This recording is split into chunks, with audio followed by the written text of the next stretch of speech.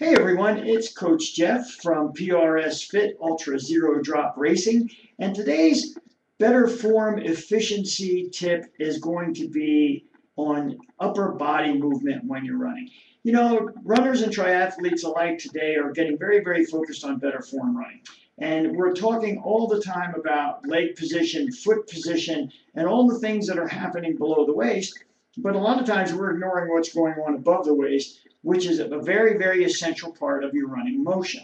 I think one of the things that a lot of runners do, and a lot of the complaints that I have from runners and triathletes alike, is that I'm getting stiff across the top of my shoulders.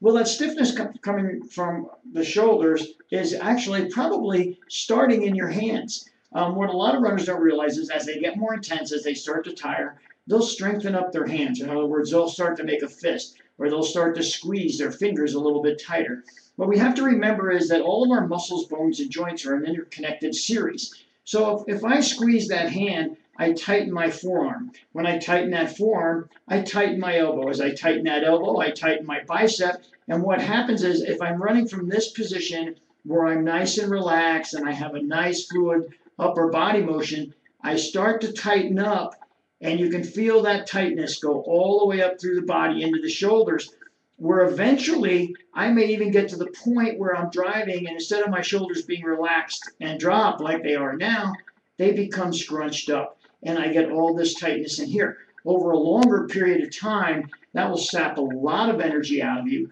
and it will also cause the shoulders and the back to be sore after you run. For triathletes, it's a very natural thing for them to come out of aero position, and maybe as the race is going on, they're keeping the head up a little bit more instead of getting the head, in that nice position where they can see in front of them like a laser. And so they're getting a little tightness here. So when they get off the bike and they start the run, they're already tightened up. A couple of simple tips. Just relax your hands. I always tell people, if you're running along and you start to feel tight, drop those hands down a little bit, open your fingers up, get a little bit of flex. The old timers like me will tell you, run like you're carrying an egg in your hand.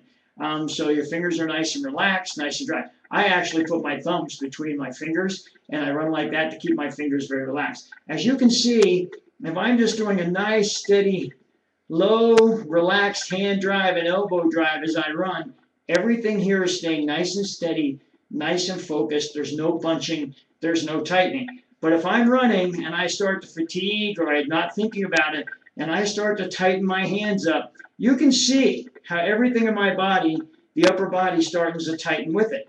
This reduces my efficiency. This increases my heart rate in order to provide blood and oxygen to those tightened muscles. Because whenever I contract a muscle or whenever I'm using a muscle more, my heart has to work a little bit harder, so I become less efficient. So today's tip, drop the hands, relax the fingers, just like you are running from your feet to your hips. Run the same way from your hands to your shoulders to your ears. Nice relaxed hands, nice relaxed forearms, nice relaxed elbows, nice relaxed shoulders, and a good drive will keep everything here relaxed, and you won't experience any tightness. You won't experience any waste of energy.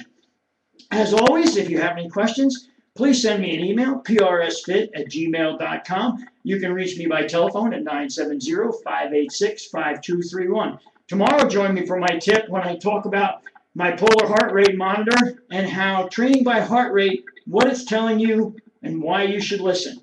Have a great day. Be healthy. Train smart. Have fun. This is the coach. I'll talk to you tomorrow.